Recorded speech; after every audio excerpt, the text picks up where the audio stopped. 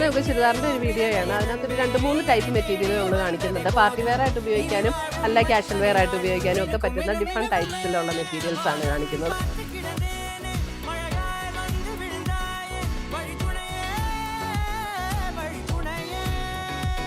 ഇപ്പോൾ പുതിയത് വന്നതാണ്, ഞാനും ഇപ്പോൾ ഓപ്പൺ ചെയ്തു. സോഫ്റ്റ് ആൻഡ് സ്മൂത്ത് ആയിട്ടുള്ള